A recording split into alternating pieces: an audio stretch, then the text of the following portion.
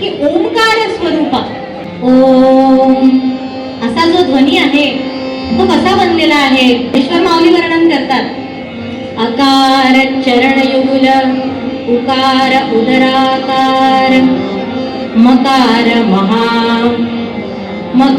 महामंडळे मस्तकाकारे.